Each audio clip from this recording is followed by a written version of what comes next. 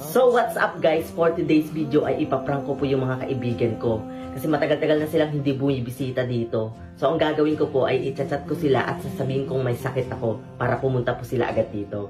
So abangan nyo po mamaya yung resulta.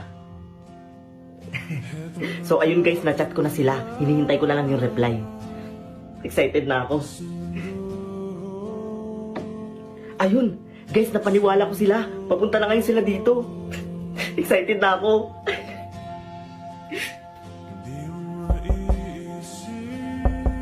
Ayan na, nandiyan na sila guys. Wait, bubuksan ko.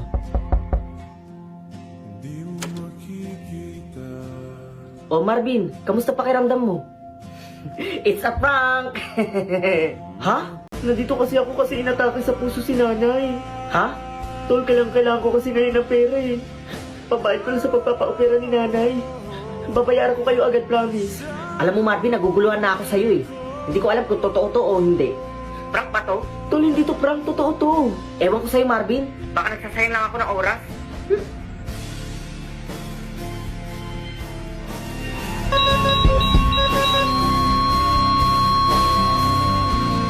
Time of death, 5:40 p.m.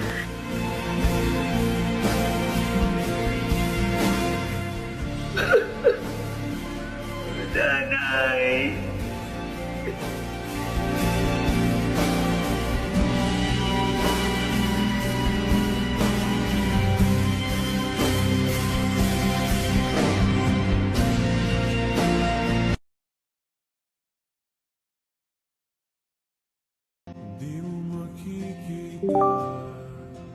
Mahal, tumunog yung cellphone mo, may nag-text ata. Mahal, pakibasa na lang. Ah, sige.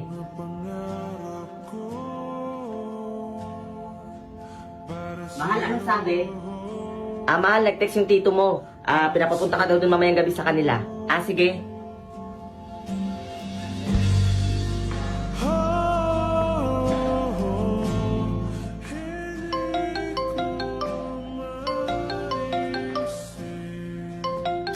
Sino ba itong tao ng tawag? Gabing-gabi na eh.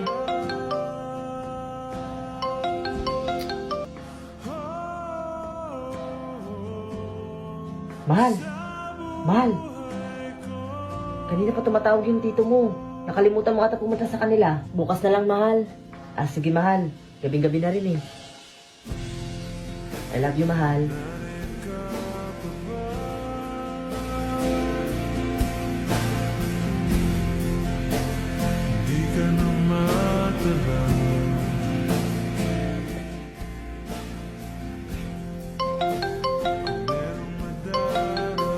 Tawag na naman. Hello po. Kayo po ba yung tito ni May? Ha? Ano tito? Hindi ako tito ni May. Ay, hindi niya po pala kayo tito? Oo, boyfriend niya ako. Ah, boyfriend niya po pala kayo. Ah, by the way po, ako po yung besties niya. Ako po yung kaibigan niyang bakla. Ah, anniversary kasi namin ngayon. Pwede po ba ako tulungan na surprisahin siya? Ah, sure po. Sige po, tutulungan ko po kayo. Mahilig po ako sa mga surprising. Sige, aasahan ko yan ha. Ah, sige po. See you. Tito pala ha.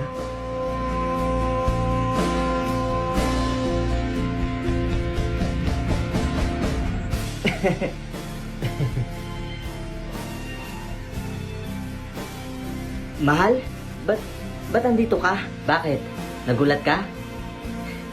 Di mo lang ako in-invite? Mahal, sorry. Teka, ano nangyayari? Anong mahal? Hi pare, na-surprise ka ba? By the way, I'm Marvin, and I'm her ex-boyfriend. No, mahal. Mas mahal kita. Alam mo, May, tapos na tayo.